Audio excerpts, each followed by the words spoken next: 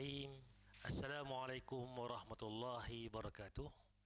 Innal hamdalillah nahmaduhu wa nasta'inuhu wa nastaghfiruh wa na'udzu billahi min shururi anfusina wa min sayyiati a'malina.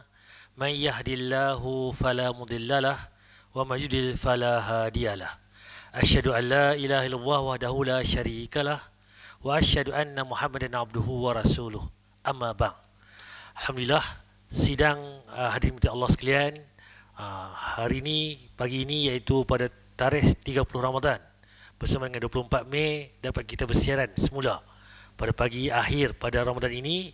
Dapat kita memberi masa, meluangkan tenaga kita untuk kita sama-sama mendengar sedikit tazkirah daripada saya, Ustaz Muhammad Umar bin Ahmad. Bab kita hari ini iaitu bab khas tentang Ramadan dan sambutan Aidilfitri. Itu pada hari ini tuan-tuan kita tengok esok dah nak raya. Dan semalam pun dah diumumkan bahawa tarikh raya bagi 2020 1441 Hijrah ini pada 24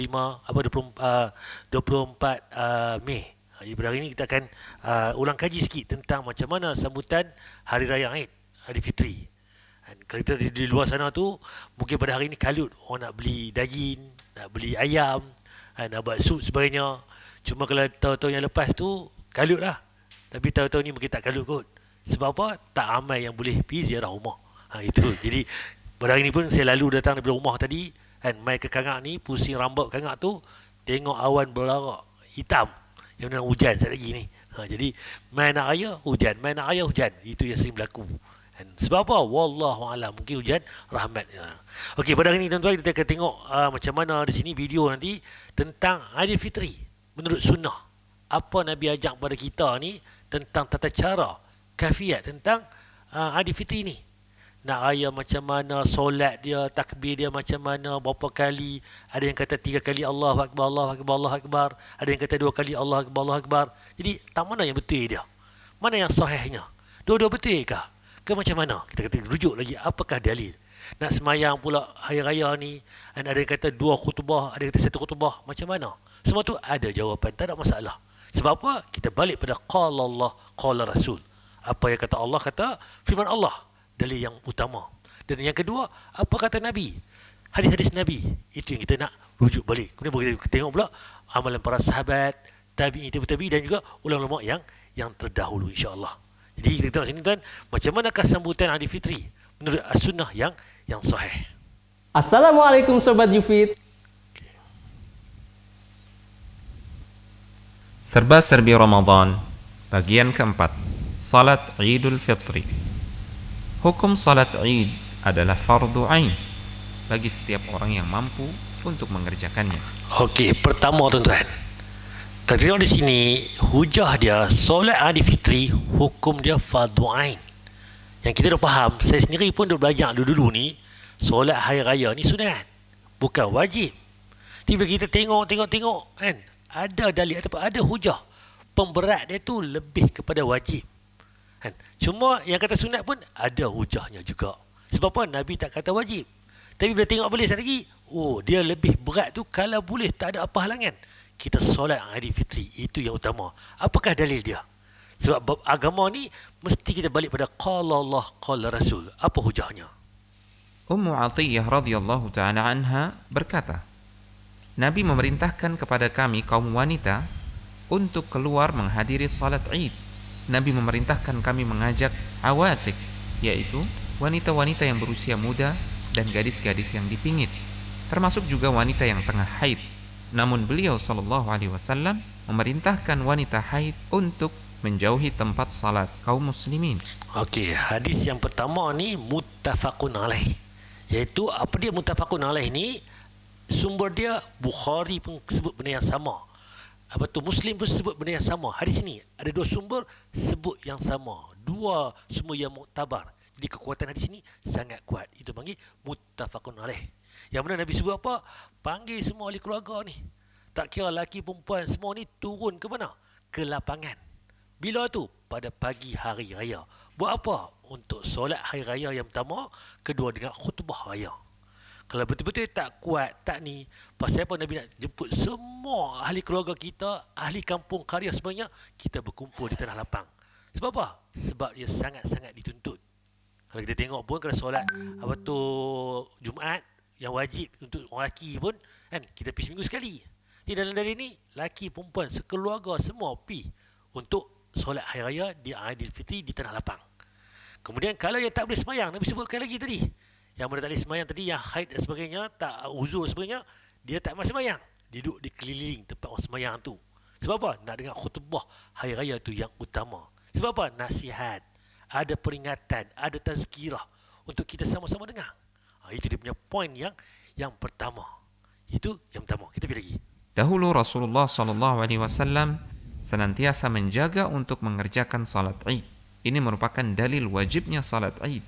Bila tengok lagi, sebab Nabi ni setiap kali raya dia akan jaga solat sunat raya tu, solat pagi raya tu. Kalau dia tak kuat, Nabi akan tinggal, sekali-sekala buat, sekali-sekala tak buat. Tapi seluruhnya dalil Nabi akan buat pada pagi raya. Itu poin yang kedua. Dan karena salat Id menggugurkan kewajiban salat Jumat jika Id jatuh pada hari Jumat. Sesuatu yang bukan wajib tidak mungkin akan menggugurkan satu kewajiban yang lain. Okey, sebab apa jadi kekuatan tadi sangat dituntut? Kau ingat, solat hari Jumaat wajib untuk lelaki ni. Tapi andai kata hari tu hari Jumaat, berlaku pagi raya tu, berlaku hari raya pada hari Jumaat, kita pergi semayang raya pagi tu. Nabi kata di sini ada dua pilihan. Kalau kita dah pergi solat sunat pagi raya, bila mai Jumaat, tak perlu dah kita pergi solat Jumaat. Ataupun nak pergi dua-dua pun boleh. Nampak? Kalau betul solat Jumaat ni betul dia kuat, kena pergi. Solat Aid ni membatalkan solat Jumaat tadi. Dia ada pilihan, Nabi beri pilihan. Jadi kekuatan dia sama-sama kuat. Bahkan inilah hujah yang kata solat Aid itu sangat-sangat itu, ataupun bahasa dia fardu ain bagi pendapat setengah pendapat. Jadi bagi kita mazhab Syafi'i, kita kata fardu kifayah. Itu hujah dia. Di dalam bab ni kita berlapang dada. Yang kata wajib fardu ain tadi ada hujahnya. Yang kata sunat pun ada hujahnya. Jadi kita berlapang dada. Sebab apa? Di situ tak diikat dengan kuat. Yang pegang kata kuat pun, yang kata wajib, dalil yang pertama tadi. Kedua, ketiga di hujah tadi. Yang kata sunat fardu kifayah, mazhab Syafi'i kita dan yang lain pun ada hujahnya. Itu bagi tajuk tentang solat hari raya. Kita pergi lagi. Di antara sunnah yang dilakukan saat hendak salat Idul Fitri adalah pertama, mandi. Okey, sunnah pagi raya ni, sebelum kita pergi semayang raya, apa dia? Nabi ajak kita mandi pagi raya tu. Mandi sunat hari raya. Itu sunnah Nabi ajak. Kedua, berhias sebelum berangkat salat Id bagi kaum lelaki. Jadi kita memang duk mandi dah pagi-pagi, tak ada masalah. Cuma bagi orang di luar negara sana, di luar sana sebagainya, mandi kadang-kadang tu sebulan sekali, bahkan 2 minggu sekali dan sebagainya. Jadi sunnahnya mandi pagi raya tu. Sebab apa? Nak bagi bersih, nak bagi wangi. Dan sunnah Nabi ajak pula pakai minyak wangi. Sebab tu Nabi ajak kita pergi hari Jumaat, kita mandi sunnah pagi tu, pagi Jumaat.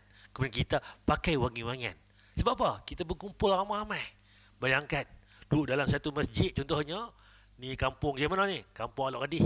Ni kampung mana ni? Kampung Titi Chai. Ni kampung mana pula ni? Kampung Kumampun. Campur semua tu tak mandi semua. Bawa masam-masam tu kan. Itu contohlah. Tapi cerita dia, kita Malaysia tak ada masalah. Semua orang mandi, wangi, kita bersih-bersih hari tu. Tapi bagi orang di luar negara sana, mai daripada Arab Badui sebagainya, pakai copot camping dengan berlengas sebagainya contohnya, jadi akan bau busuk. Satu tempat itu akan tak selesa. Itu hikmah daripada segi disunahkan mandi pagi raya, pagi Jumaat. Untuk apa? Kita berhimpun itu suasana yang selesa, wangi dan sebagainya. Itu yang hikmahnya. Ketiga, memakan kurma sebelum berangkat salat Idul Fitri. Nampak? Pertama tadi mandi pagi Jumaat, pagi raya. Kedua, kita pakai wangi-wangian, baju yang cantik yang kita ada. Dia tak perlu baju baru. Baju apa? Baju yang cantik, bersih yang kita ada. Itu sunnahnya. Cuma kalau kita ada dalam lemari itu 5 pasang, mungkin ada satu pasang tu yang paling cantik, kita ambil lah yang tu. Perlu tak beli baju baru, baju raya punya? Tak ada kata keperluan. Kalau ada duit, ada kemampuan, belilah baju raya. Silakan, tak ada masalah. Sunnahnya pakai pakaian yang cantik pada hari itu. yang apa yang membangkitkan kita rasa seronok, rasa gembira, itu yang namanya sunnah hari raya. Kemudian yang ketiga pula, Nabi ajak apa? Makan pagi raya tu. Iaitu apa? Kurma ataupun makanan apa-apa pun. Sebab apa Nabi bagi suruh makan pagi raya?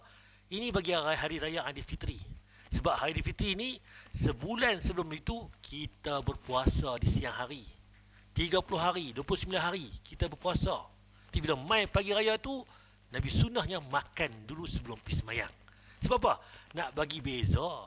Sebab apa? Mungkin kita zaman kita lah ni mudah. Assalamualaikum, dengan ini saya mengumumkan esok raya. Satu Malaysia tahu, TV ada, internet ada, semua ada, broadcast sebagainya. Orang tahu kata raya tu esok. Tapi di luar negara sana zaman dahulu sebagainya, mereka tak tahu esok raya tak raya. Macam mana? Dia pun tengok jiran mereka, makan hari ni pasal apa? Oh, hari ni hari raya. Itu sunnahnya. Mungkin di situlah dia punya kelebihan atau hikmahnya. Tapi Nabi tahu, Nabi nak membezakan bahawa pagi itu pagi raya. Kita makan dulu sebelum pergi semayang. Berbeza dengan solat Aidil-Adha, solat hari raya kurban, kita pergi semayang dulu, balik baru makan. Solat Aidilfitri, kita makan dulu baru semayang. Itu bezanya. Kalau kita tengok balik sebab apa je lagu tu? Pertama tadi solat Aidilfitri nak beza pada hari lain. Hari tu kita raya, kita makan bagi dulu, bagi sihat, bagi segar, kita pergi solat. Tapi bagi Aidil-Adha macam mana? Segerakan solat hari raya, kemudian lepas tu kita balik baru makan. Sebab apa? Nak berkorban, nak pergi apa tu, korban lembu, korban kambing sebenarnya di masa tu singkat, kita buat awal. Itu punya hikmah di sebalik syariatan yang Nabi ajak kita. Keempat, mengambil jalan yang berbeda ketika berangkat dan pulang dari salat Id. Okey, dalil yang seterusnya ni sunnahnya, pada kebiasaannya sunnah Nabi, kita pergi jalan lain, balik jalan lain. Itu bagi nak pergi solat di masjid lah. Cuma kita zaman sekarang ni PKP ni macam mana kan, kita di arah ataupun betul diberitahu oleh pemimpin kita, penguatkuasa, supaya semayang di rumah pagi raya tu. Jadi tak ada masalah, kita akan buat di rumah. Saya akan tunjuk saya dalil apakah hujah boleh semayang di rumah tak, ke tak boleh ke macam mana. Itu semua ada hujah kan. Jadi kalau kita lepas PKP ni tahun depan, sunnahnya pergi jalan lain, balik jalan lain. Kalau masjid tuan-tuan tu ada lorong kan, jalan pertama kita pergi jalan kaki kan, balik pula dah habis semayang, balik jalan lain. Sebab apa Nabi buat lagu tu? Sunnahnya Nabi akan bersedekah kan, dia bertegur siapa sahabat-sahabat sebagainya. Mungkin jalan lain tu dia kenal jumpa orang lain, dia boleh bagi sedekah, dia boleh bersalam-salam dan sebagainya. Itu pada hari-hari biasa kita.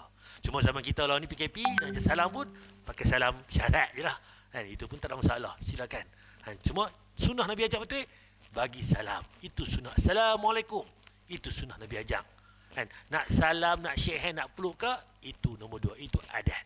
Tapi sunnah Nabi ajak, sebarkan salam. Itu yang Nabi beritahu kepada kita. Kelima, memperbanyak mengucapkan kalimat takbir. Okey, takbir ni Nabi ajak perbanyakkan takbir kan. Berapa kali? 2 kali Allahu Akbar, Allahu Akbar, la ilaha illallah sampai habis pun sunnah Nabi. Allahu Akbar, Allahu Akbar, Allahu Akbar 3 kali pun iya. Cuma dalil ni Nabi tak jumpa satu dalil Nabi sebut daripada lafaz mulut Nabi sendiri. Nabi baca 3 ke atau 2. Itu perbezaan dia. Ada pandangan sahabat yang buat 2 kali. Ada sahabat lain kata 3 kali. Boleh belakang. Tepat nak buat 2 kali takbir pun boleh. Nak sebut 3 kali pun iya, dalam lingkungan sunnah Nabi kan. Apa tu dia punya ahli sunnah wal jamaah, dibolehkan. Pelaksanaan salat Idul Fitri adalah setelah terbitnya matahari setinggi tombak hingga tergelincirnya matahari. Okey, bila nak buat solat raya ni? Kan esok ni nak mula bila ni? Dia punya penanda aras dia masuk saja subuh, tunggu. Masuk syuruk tu matahari naik. Contoh kalau matahari naik ke 7 suku contoh, bila nak buat solat raya, dia 15 minit ke 20 minit selepas itu. Nak cantik dia 7.45, 7.40, pukul 8 lah, senang, bahasa mudah. Pukul 8 kita buat solat hari raya Aidilfitri. Ya, kan, boleh-bolehkan. Sampai bila? Lagi tak masuk zuhur kan. Lagi tu kita boleh buat solat hari raya sebenarnya. Zuhur bila? Kalau katalah 1.19 lah ni, dia tolak 15 minit ke 20 minit. Baca mudahnya pukul 1 lebih kurang. 1 ke bawah tu boleh lagi untuk kita buat betul solat hari raya. Cuma kalau boleh tu janganlah kita lewat sangat. Kita buatlah awal-awal itu.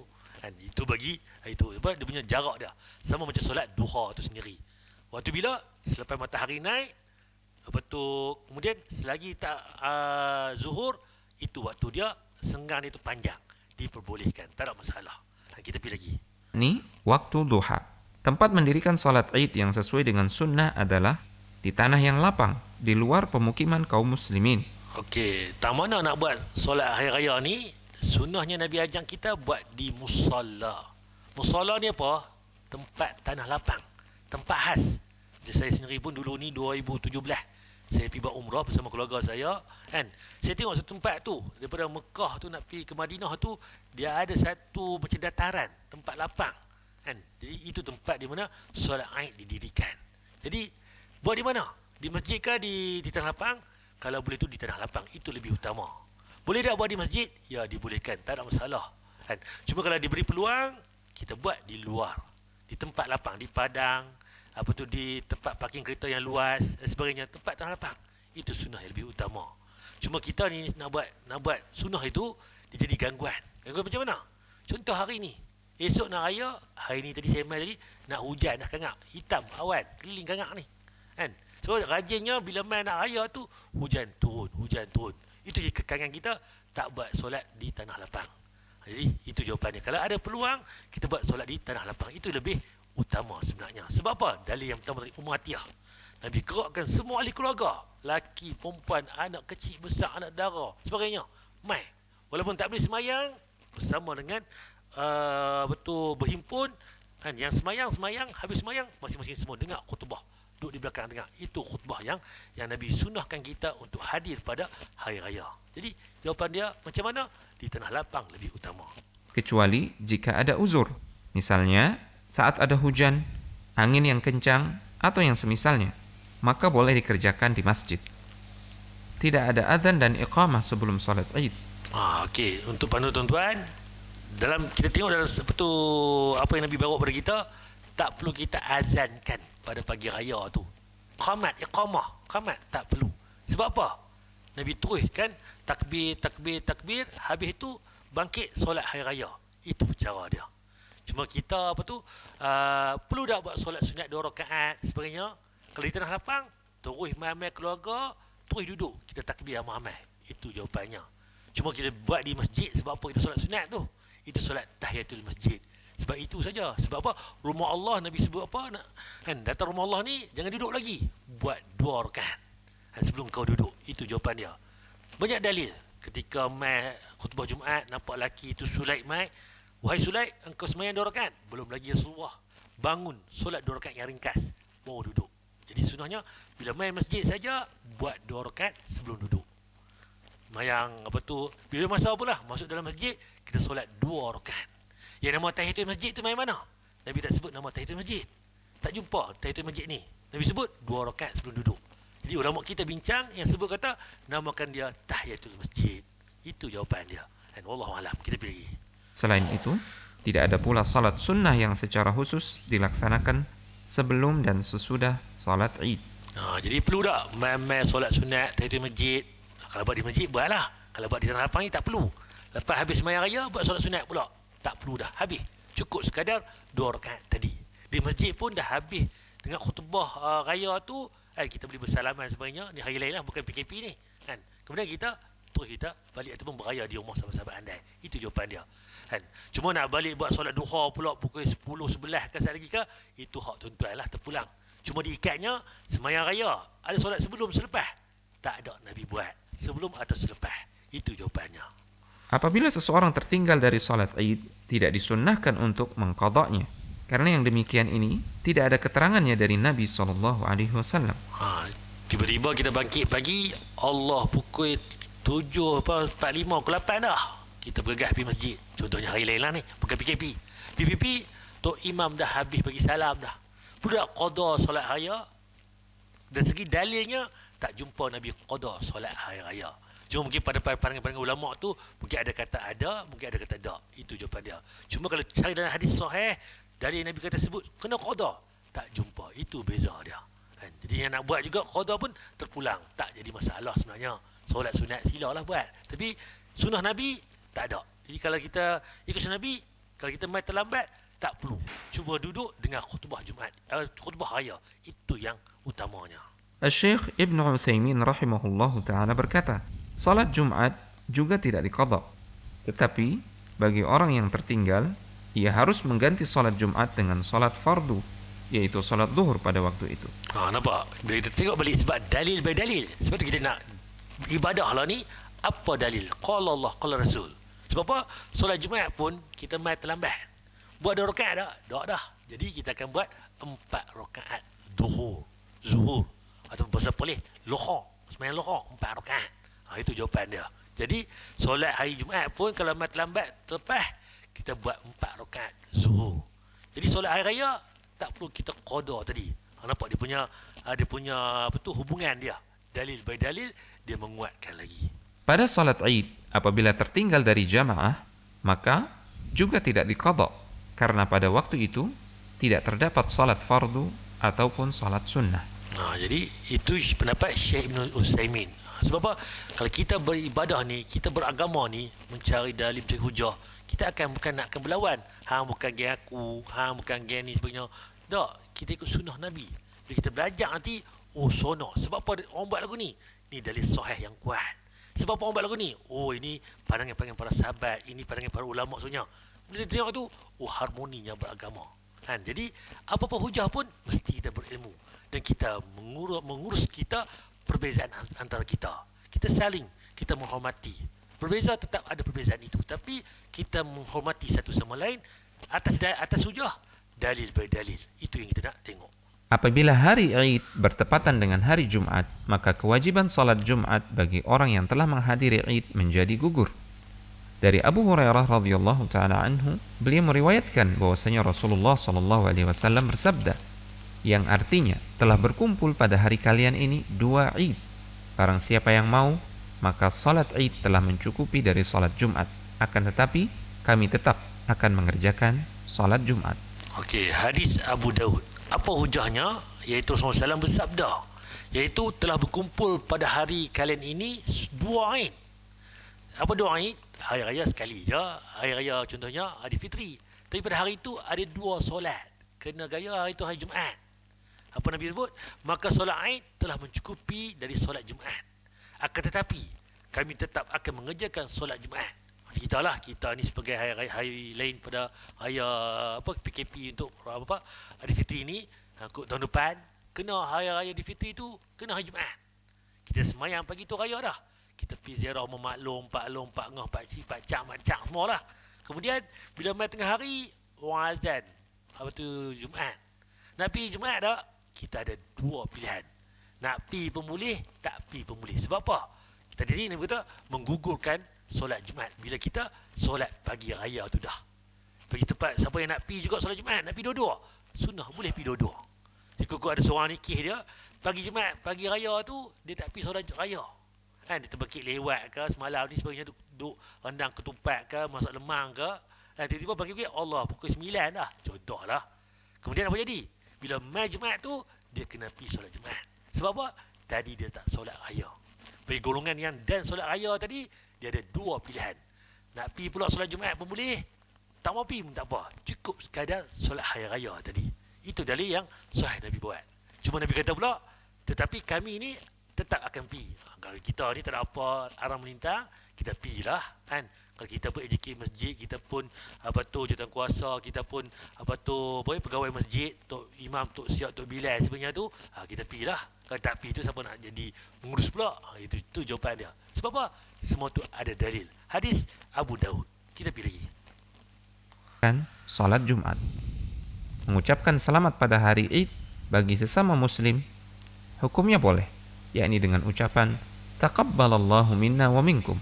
Semoga Allah menerima amal kebaikan dari kami dan juga dari kalian. Okey, ucapan hari raya ni apa Nabi ajak, apa yang sering kita buat kan? Kalau cari dalil sahih Nabi sebut taqabbalallahu minna minkum, tak akan jumpa. Sebab tak ada riwayat kata Nabi sebut taqabbalallahu minna wa minkum. Yang dia sebut-sebut ni mana ni? Amalan para sahabat itu saja. Kita dah sebut apa ni? Selamat hari raya. Mohon saya batin, boleh dah. Dia punya hujah-hujah ni. Bila kita mengucapkan, semoga Allah terima amalan kebaikan daripada kami dan kita semua. taqabbalallahu minna wa minkum. Kita doa pula, semoga Allah terima amalan kita ni. Amalan apa? Satu Ramadan itu sampailah ni, sampai pagi raya, bangkit malamnya, tahajudnya, witirnya, solat hajatnya, sebagainya, kan, zikirnya, semuanya, puasanya, sedekahnya, semua tu Allah terima amalan kita, dan semoga Allah terima. Itu yang kita doakan. Minna wa minkum taqabbal ya karim. Kita balik sama hari raya no, minta maaf no. Itu cara dia. Boleh tak? Ya, dibolehkan. Sebab apa? Para sahabat, asal-asal para sahabat mengamalkannya. Masih dalam lingkungan ahli sunnah wal jamaah kita. Nampak tu kita belajar kan. Oh, sebab apa orang tak suka sebut ni? Sebab memang tak jumpa dalil Nabi sebut pun. Tak ada hujah yang kata Nabi sebut lafaz taqabbalallahu minna minkum daripada mulut Nabi sendiri. Yang ada apa? Amalan-amalan para sahabat. Boleh dah kita ikut? Ya, boleh. Sebab apa? Nabi pun sebut, kan. Itu semua tu, kan, daripada aku, sahabat daripada tabi'in itu, dia boleh beramal, kan. Kita pergi lagi. Ini tentang Aidil Fitri menurut tentang sambutan Aidil Fitri menurut sunnah. Kita pergi pula yang kedua ni tentang cara lengkap solat Aidil Fitri di rumah. Macam mana ni? Nak sembahyang di rumah ni? Tak pernah jadi imam, apa tu, baca khutbah pula di rumah ni. Kan, tahun ni PKP ni asal lain. Sebab apa?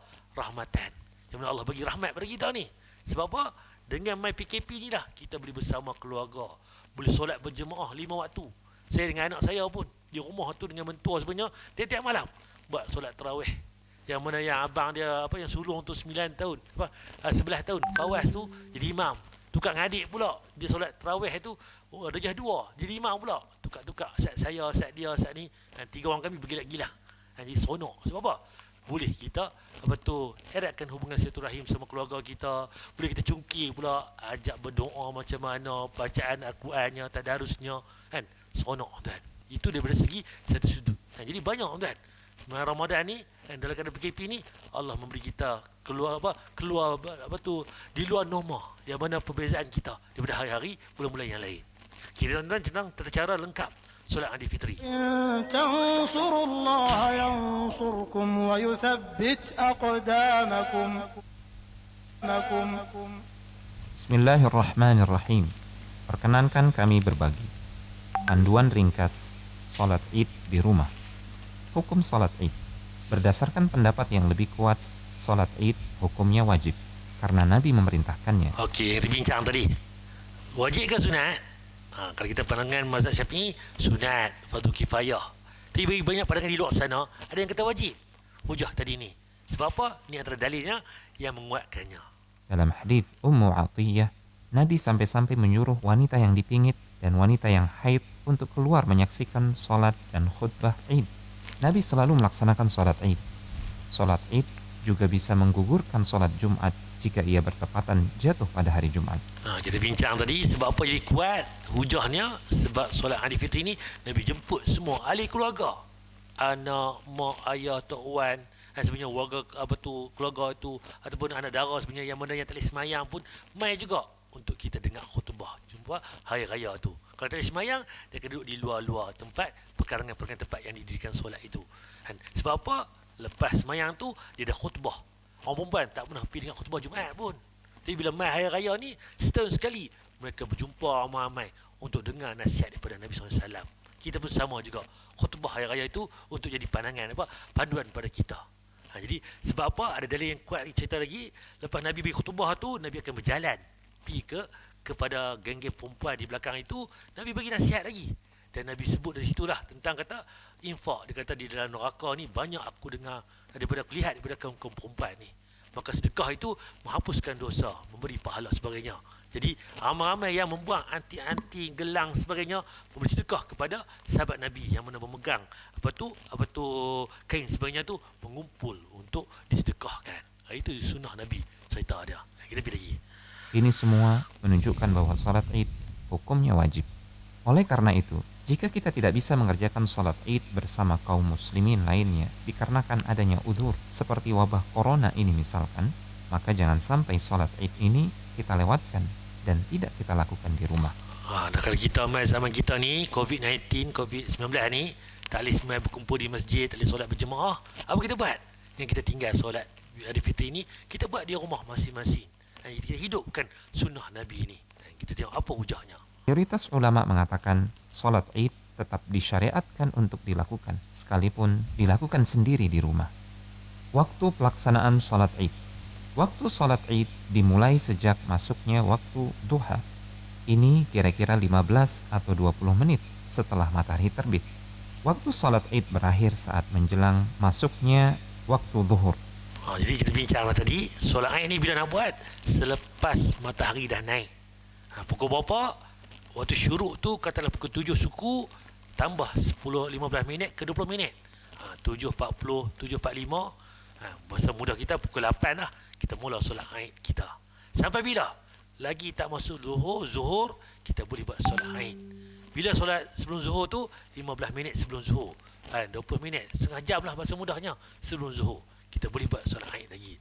Cuma kalau kita boleh buat ni buat awal lah. Tak perlu kita buat pukul 11, 12 pun nak buat solat Aid. Kita awalkan.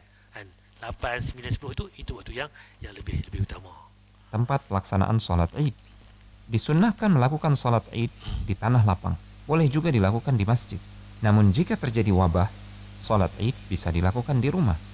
Sholat Id di rumah pernah dilakukan oleh sahabat yang mulia Anas bin Malik radhiyallahu ta'ala anhu bersama keluarga beliau. Okey, memang kita tengok hujahnya dalil yang awal tadi, Nabi solat hari raya ramai-ramai di tanah lapang. Tapi ada juga dalil tadi, Anas bin Malik dia solat hari raya dia di rumah dia bersama keluarga dia. Itu kata ada hujahnya, asar-asar. Amalan-amalan para sahabat pernah berlaku. Dia solat di rumah. Zaman kita PKP ni tak boleh pergi masjid. Kita buat di rumah masing-masing. Boleh tak boleh? Inilah dalil hujahnya. Kita pergi lagi. Ini juga yang menjadi pendapat Al-Imam Al-Bukhari rahimahullah. Imam Bukhari pun pegang pada hujah ni. Dibolehkan. Jika boleh dilakukan di rumah, berarti boleh dilakukan di ruang keluarga, di teras, di garasi, dan boleh juga di halaman rumah. Nak buat di mana? Di rumah. Luas, terpulang tuan-tuan. Nak buat ruang tamu boleh, nak buat ruang bilik semayang ada pun boleh, nak buat di balkoni pun boleh, nak buat di pos parking kereta, keluar kereta, buat solat tampak tikar semayang pun boleh, nak solat di tanah lapang yang mana ada rumput kapek ke apa ke kiri kanan pun boleh, tak ada masalah dalam lingkungan yang para sahabat buat. Penting tempatnya suci dan bersih dari najis. Hujahnya apa dia? Penting dia tak ada kotoran, najis, tak ada kencing ke binatang ke apa ke, itu saja. Sebab kita umat Islam ni beza pada umat terdahulu. Orang terdahulu dia kena solat tempat tertentu. Tapi bagi umat Islam kita, umat Nabi Muhammad yang terakhir kita ni, umat yang terakhir, tak mana-mana pun boleh semayang di muka bumi ni. Tak mana-mana, di dalam bilik, di dalam luar, di bendang, di padang, di batu, semua, atas pasir, atas tanah, tak mana-mana boleh semayang. Cuma yang tak boleh pun dekat dengan tempat tandas, tempat najis yang bernajis.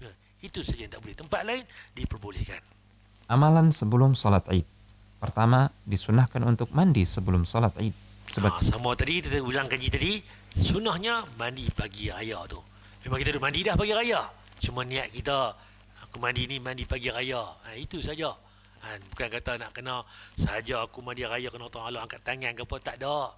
Niat tu pagi ni nak mandi pagi raya. Itu saja kan. Sebab niat ni kullu amalu biniat, atas lintasan hati, tak perlu dilafazkan.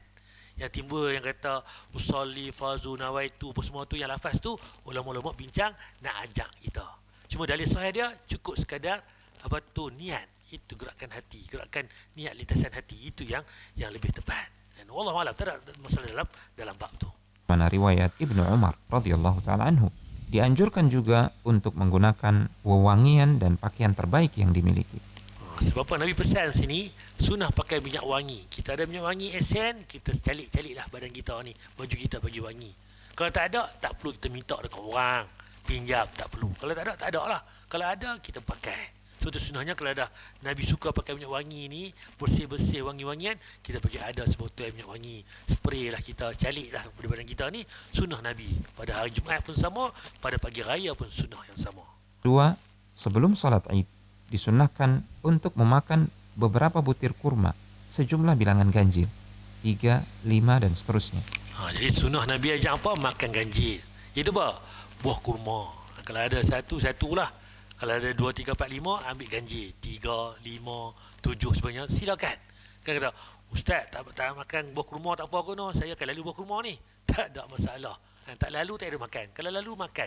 Tak ada masalah. Tak ada kata benda ni kata wajib makan ke apa, pahala lebih ke, ada. Sunnah Nabi. Bila sunnah Nabi ni Nabi buat, kita seronok, Nabi buat ni, kita ikut sunnah Nabi. Dia ada lah dapat pahala sunnah Nabi tu. Kalau kita pun tak boleh makan pagi kurma lagi, nak makan petang ke malam, itu hak tuan-tuan. Makanlah apa-apa pun jua dah, lapik perut sebelum pi semayang pagi raya tu. Sebab apa? Pagi raya tu beza pada hari lain. Hari lain 30 hari puasa penuh. Pagi sampai ke maghrib baru nak makan maghrib tu. Puasa separuh hari tu. Tapi pagi raya hari kita gembira, hari kita seronok. Kita beza pada hari tu, kita boleh makan. Tu sunnah Nabi, bawa kita makan sikit sebelum kita pergi semayang pagi raya. Kalau di rumah kita tu, makanlah sikit. Kalau tak boleh makan banyak pun, makanlah minum air sikit. Dan apa-apa yang ada ni, makan untuk kita lapik perut ikut sunnah Nabi. Ini berdasarkan riwayat dari Anas bin Malik radhiyallahu ta'ala anhu. Ketiga, pastikan tubuh, pakaian, dan tempat sholat dalam keadaan suci serta bersih dari najis. Keempat, pastikan juga wudhu sudah dilakukan, karena wudhu adalah syarat sahnya sholat. Aku suka orang ni duk kalut semayang raya ni. Abang ni dah jadi imam ni, di baju kutubah ni.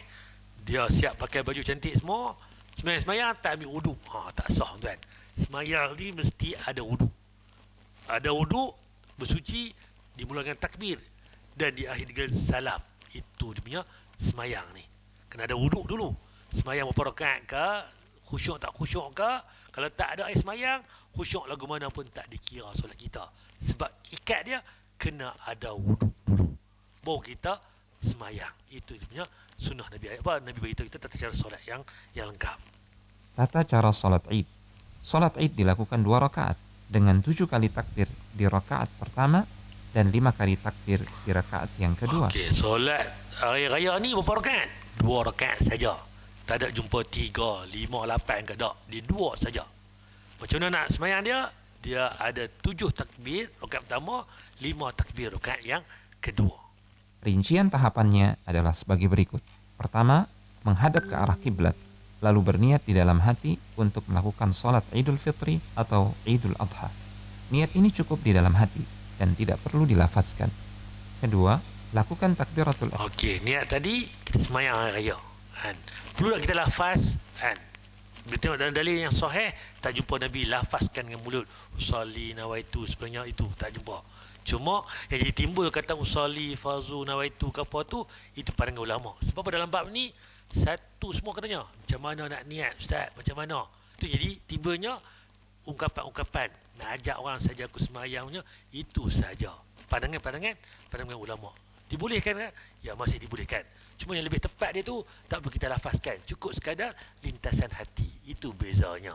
Sebab dalil tak jumpa kata kena lafaz, kena sebut. Ya, ada lintasan hati. Ihram dengan mengucapkan Allahu Akbar sambil mengangkat kedua tangan sejajar pundak atau daun telinga. Okey, jadi semayang macam mana? Macam kita semayang biasa. Takbir, imam takbir depan, Allahu Akbar. Bawah telinga ni. Ada 2 cara. Satu, paras bau. Sunnah Nabi juga. Nabi semayang, paras bau sekali, ya, paras telinga pun sekali. Kita mazhab Syafi'i, kita akan buat paras telinga. Ya, sunnah. Dan pastikan tapak tangan tuan-tuan ni menghala ke kiblat. Sana tuan. Kalau sana kiblat, sana. Bukan Allahu Akbar. Saya dulu buat aku tu. Sebab apa? Ikut orang buat. Ayah buat, Tok Wan buat, Tok Imam buat, Tok Bilal buat. Kita mengikut-ikut. Dah ada yang sahih tengok rupanya tapak tangan ni bukan lagu ni. Dekat arah kiblat. Sana tuan. Boleh dah buat lagu ni, masih sah semayang kita. Tapi yang tepat dia ada hujah. Dalil ke arah kiblat. Tak boleh renggangkan sangat, tak boleh rapat sangat. Dia biasa saja. Paras bau atau paras telinga. Mata ke mana? Ke arah tempat sujud. Itu Nabi sebut. Sebab apa Nabi larang lagi? Jangan kau lihat atas, ke kiri ke kanan. Kalau lihat ke atas mata ni, Allah akan tarik mata kita. Allah akan korek mata kita. Tak adalah cerita lagi orang pergi semayang tengok atas ni hilang mata. Tak. Ancaman daripada Nabi. Siapa yang tengok atas, sebenarnya Allah akan tarik mata kita sebenarnya. Dan Nabi sebut lagi dalam hadis sahih, Allah akan lihat kita semayang selagi mana kita lihat tempat sujud. Semayang kita mata tengok tempat sujud. Rukuk pun tengok tempat sujud. Sujud pun tengok tempat sujud. Itu hujah yang sahih. Cuma bila main tentang tahiyat, at-tahiyatul barakatuh tu ada dalil Nabi sebut, Nabi akan lihat jari jemari dia ketika tahiyat. At-tahiyatul barakatuh salawat sampai habis. Itu dia hujah yang pertama. Tangan menghadap kiblat, lalu bersedekat seperti ini. Ketiga, Okey, bersedekah pula tuan, ada banyak cara. Saya ajak di masjid di sekitar polis kita ni, kan, hujahnya ada banyak. Ada cara yang pertama ni, tangan di kiri di bawah, kanan di atas. Nabi ajak, letak saja. Letak macam ni boleh, di pergelangan boleh, di hasta ni pun boleh. Itu cara pertama. Cara kedua, Nabi cekak, genggam. Cekak genggam di hasta, di pergelangan, di kawasan ni pun boleh. Cuma kita mazhab kita Syafi'i, kita akan kebanyakan kita letak ni, di tengah ni. Cuma kalau tempat tu tengok ada orang boleh letak lagu tu, ada pegang lagu tu pun boleh. Sunnah Nabi, tuan. Bila nak guna, kita belajar tuan, kita tahu nak guna macam mana. Sembahyang seorang-seorang kita buka luah, tak ada masalah. Kau sembahyang berjemaah ramai nanti ada orang badan besar, badan kecil banyak. Kita nak sembahyang ni agak krimpon, agak sempit. Pakai hadis yang kedua, hujah yang kedua, boleh tuan. Jadi dua tiga cara tu sunnah Nabi tuan. Banyak dia punya salul jalul daripada riwayat yang berbeza. bacalah doa istiftah seperti yang biasa dibaca ketika sholat. Okey, bila sembahyang Allahu Akbar, kita letak bersedekap tu, baca doa iftitah. Allahu Akbar kabira wal katsira sampai habis. Itu. Kemudian baru kita akan takbir yang Nabi ajak, kita 7 kali takbir tadi. Keempat, ucapkan takbir Allahu Akbar sebanyak 7 kali. Berapa kali takbir? 7 kali. Yang awal tadi tak dikira lagi. Allahu Akbar. Tu sekali kot, tapi tak dikira lagi. Allahu Akbar, dah baca doa iftitah tadi, Allahu Akbar. Baru dikira 1, 2, 3, 4 sampai 7. Jadi cerita dia jadi 8 takbir. Campur yang takbir Betul ihram yang awal tadi. Jadi kita pilih lagi tuan. Sambil mengangkat tangan. Dan ini adalah pendapat mayoritas ulama. Boleh juga tidak. Okey, bila tengok tuan, Ustaz, tepi saya ni Allahu Akbar. Allahu Akbar. Diangkat tak berhenti set 7 kali. Tapi tepi kawan dia ni pula, awal tadi Allahu Akbar. Main yang kedua pula, dia tak angkat, dia sengak. Allahu Akbar, sebut je. Allahu Akbar. Macam mana? Boleh tak? Dua-dua hujah boleh. Yang sentiasa duk angkat setiap kita takbir pun, ya, dalil. Ya, boleh. Yang mana yang angkat sekali awal saja, semua sebut Allahu Akbar saja pun ya. Macam solat jenazah lah. Ada yang angkat sentiasa. Ada yang angkat masa awal saja. Itu perbezaannya. Sebab apa? Dalil sahih Nabi buat lagu tu tak jumpa Nabi sebut kata setiap kali. Ada yang buat takbir itu ya. Cuma nak angkat tak angkat itu beza. Ada ulama kata kena angkat sentiasa. Ada ulama kata angkat masa awal saja. Itu perbezaan dia. Jadi dua-dua tu diperbolehkan. Masih dalam lingkungan ahli sunnah wal jamaah. Takbir dilakukan secara beruntun dengan memberi sedikit waktu jeda di antara takbir.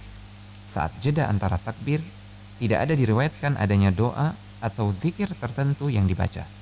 Okey, jadi macam mana setiap kali takbir itu Allahu Akbar. Allahu Akbar. Perlu berterutan tak? Allahu Akbar, Allahu Akbar, Allahu Akbar. Dah. Dia kena ada jarak. Jeda ni dia ada senggang. Dia ada berhenti set. Allahu Akbar. Tenang set. Allahu Akbar. Tenang set. Perlu tak baca apa-apa bacaan tertentu? Tak jumpa dalil yang Nabi sebut kena baca tentu. Bacaan ni, tak jumpa. Cuma ulama bincang boleh kita berzikir sebanyak ni hujah dia. Namun sebagian ulama mengatakan zikir yang dibaca adalah tasbih, tahmid, tahlil, dan takbir. Yang pertama nak kena baca apa tu? Itu pandangan-pandangan ulama. Apa dia? Tasbih, tahmid, tahlil dan takbir. Subhanallah walhamdulillah wala ilaha illallah wallahu akbar. Ulang itu contohnya. Boleh tak? Boleh nak baca, tak ada masalah. Pergi yang tak mau baca, duk sengak saja pun boleh. Sebab apa? Tak ada kata ikatan yang Nabi sebut dengan jelas. Kena baca apa? Tak jumpa. Cuma dah kita ni perbanyakkan zikir, banyakkan tasbih, tahmid, tahlil. Itu hujah ulama yang sebut demikian. Jika menjadi imam dan tidak membaca bacaan antara jeda, hendaknya tidak membaca rangkaian takbir tersebut dengan cepat. Jika kita di imam tu nanti, PKP nanti di rumah masing-masing, imam takbir, Allahu Akbar, baca doa iftitah. Takbir pula kan. Kemudian dia taklah kata kalut, dia tenang sat, tenang. Itu sebab apa? Dalil hujah kata apa? Tu'maninah itu sendiri. Kita punya senggang rehat seketika itu. Sedikit jeda agar makmum bisa mengikuti takbir imam dengan khusyuk dan tenang. Kelima, setelah rangkaian takbir selesai, bacalah surat Al-Fatihah. Dilanjutkan dengan membaca surat yang mudah dan sudah dikuasai. Okey, jadi bila semayang ni macam mana? Kita baca Al-Fatihah, kita baca surah. Surah apa? Surah apa yang kita ingat. Kalau kita ni yang mana yang tak hafal Quran ni, Apa surah kita ingat? Mungkin Wadduha sampai ke bawah pun boleh, silakan. Tapi apa surah yang Nabi ajak ketika solat hari raya ni? Ini dalil dia. Dianjurkan untuk membaca surat yang disunnahkan ketika salat Id, yaitu surat Al-A'la di rakaat pertama dan surat Al-Ghashiyah di rakaat yang kedua. Okey, dalil yang pertama ni Nabi rajin baca bila pagi raya ni surah Sabihi isma rabbikal a'la tu Al-A'la.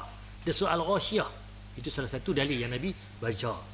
Yang kedua pula. Ini berdasarkan riwayat An-Nu'man bin Bashir radhiyallahu ta'ala anhu.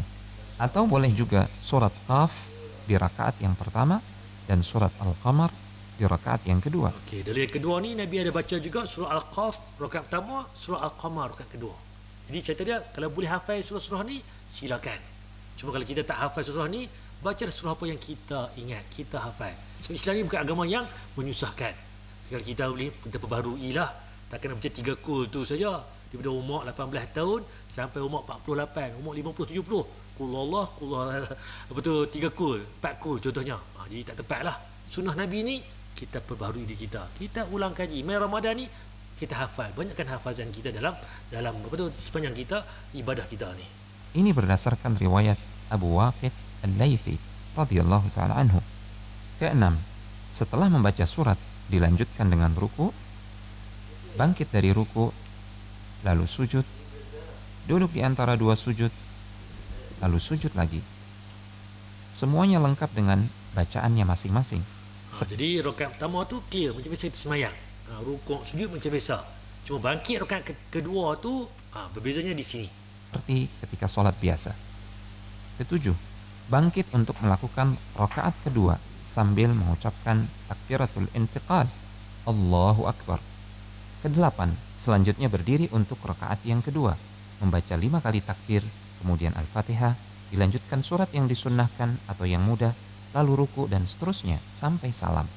Jadi bezanya yang tadi, rakaat pertama takbir, kemudian 7 kali takbir. Rakaat kedua kita baca 5 kali takbir, itu saja. Bacaan surah-surah terpulang mana yang kita hafal, ikut kita kemampuan kita. Dan seri kita bagi salam. Jika sholat Id dilakukan di rumah, apakah tetap harus khutbah? Jawabannya tidak harus. Karena Anas bin Malik radhiyallahu ta'ala anhu pernah melaksanakan sholat Id di rumah bersama keluarga beliau dan tidak ada khutbah setelahnya. Demikian juga yang difatwakan oleh Al-Lajnah Ad-Daimah. Jadi cerita dia kalau kita solat di rumah tu wajib tak baca khutbah pagi raya tu Kalau nak baca silakan. Kalau tak baca pun boleh, masih sah solat ibadah kita pada pagi raya tu. Sunnahnya. Cuma Nabi sebenarnya di Tanah Hapang tu Nabi akan baca khutbah selepas raya. Nak baca apa? Sekali kah? 2 kali kah? Ni timbul isu juga. Khutbah sekali atau 2 kali? Dua-dua boleh. Kalau tu nak tengok balik, tu boleh buka website tengok dalam gambar ni Jabatan Mufti Negeri Perlis. Tu boleh type www.mufti.perlis.gov.my. Tu boleh buka, pergi ke bawah sekali tu boleh tengok teks khutbah pada hari raya ni macam mana. Bahasa Inggeris pun ada, bahasa Melayu pun ada. Nak 2 khutbah pun ada, nak 1 khutbah pun ada. Dua-dua diperbolehkan. Contoh tu saya snap ni khutbah hari raya Aidilfitri di rumah musim PKPB 2020 ni, iaitu semangat hari raya menghadapi cabaran hidup bersama keluarga. Bersih 1 khutbah. Siapa yang nak baca 1 khutbah boleh download yang ni. Nak baca 2 khutbah boleh download tuan-tuan. Jadi dua-dua tu iya tuan. Sebab yang baca 1 khutbah ni ini pandangan daripada muhaqqiqin seperti Al-Imam Ibn Taimiyah, Al-Imam Ibn Qayyim dan lain-lain. Itu hujahnya. Yang nak baca 2 khutbah pun ada hujahnya, boleh tuan. Tak ada masalah. Tak baca khutbah pun masih boleh. Silakan. Cuma kita ni ambil peluang lah bersama keluarga ni, nak tunggu tahun depan mungkin kita dah sembahyang di masjid. Lepas ni kita buatlah esok ni, kita buat sembahyang pagi raya, kita buat khutbah. Baca sekali pun boleh, baca 2 khutbah pun boleh. Terpulang pada kita. Jadi saya rasa setakat itu untuk inilah. Jadi saya ni perkongsian untuk nak ingat balik. Sebab apa, sahabat-sahabat kita yang lain pun sepanjang Ramadan ni duk ulang-ulang, duk canang-canang, duk latu dah tuan-tuan. Sahabat-sahabat di luar sana tu tentang apakah yang Nabi ajak kita daripada awal ibadah Ramadan ni sampai habis Ramadan. Dan kita nak Ramadan kita kali ini berbeza. Berbeza macam mana? Iman kita dengan kita punya ibadah kita. Taqabbalallahu minna wa minkum. Semoga Allah terima amalan kita semua. Dan saya pun dengan peluang yang ada ni, saya ucapkan selamat hari raya Aidilfitri. Kullu aam wa antum bi khair. Semoga Allah terima amalan kita sepanjang kita beribadah pada bulan Ramadan ini. Dan jumpa lagi pada insya-Allah pada di lain masa. Assalamualaikum warahmatullahi wabarakatuh. Allah